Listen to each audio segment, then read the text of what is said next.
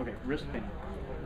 Everybody thinks they got wrist pain, they've got carpal tunnel syndrome. It's almost never the case. Carpal tunnel syndrome is a nerve entrapment. As the nerves kind of come down your arm, they go through a real small space in your wrist, and they can often get pressed on by the bones or the ligaments in the wrist. That almost always cause pain in the hand, weakness in the hand, numbness in the hand. That's true carpal tunnel syndrome.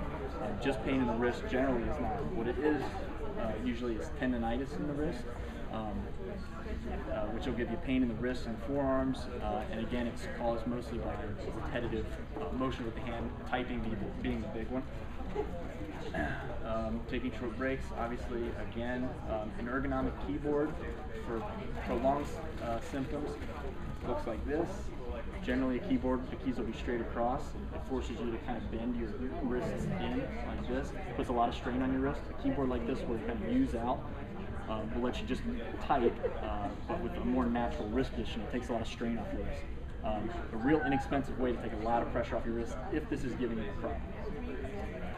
A couple stretches, keeping your elbow straight. You want to pull the arm back, it'll stretch into the forearm. Hold it again for about 30 seconds. You want to go through it twice, and then holding it this way, a little less effective. This one can be a little painful, so you got to be careful with it. But this really is the big one, making sure that you don't want to bend your elbow. You don't want to do it like this. You want to keep it extended. That really puts a lot of tension on the muscle and will release it. Continuous symptoms should be evaluated professionally. So the summary, the big thing is the body's not made to sit stationary for 4, 5, 6, 7, 8 hours a day. You have to get up and move around, and that's how the body's designed, to be constantly in motion.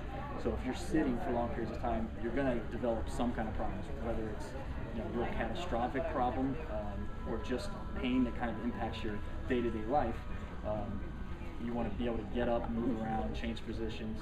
That takes a lot of stress off the problem areas: the eyes, neck, back, and then the wrists. Proper posture. We talked about the ergonomic keyboard, which is real good. Everybody should have a low back support. And that's my website. I've got plenty more information. This is kind of a quick, brief, go through of those symptoms. I got a ton of information on the website. I'll take questions, I guess, if you have one. Yeah, how effective are those, I see people that use these balls to sit on? Or yeah, they even make chairs specifically that are kind of those balls, but with the back support. They're good for shorter periods of time. You can't sit in one of those things for a whole day, like an 8-hour period of the day.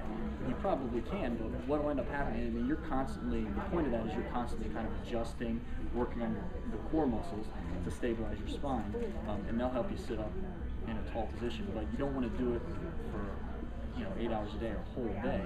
You'll end up fatiguing those muscles. Just like if you're doing a bicep curl over and over and over and over, repeated. Those kind of balls and doing a lot of ball exercises are real good, but sitting on it every day, all day, maybe even detrimental. So yeah, they're good in the short term, an hour or two to use it. But really working out on it, one of those, if you're going to work out, it's fantastic to do exercises.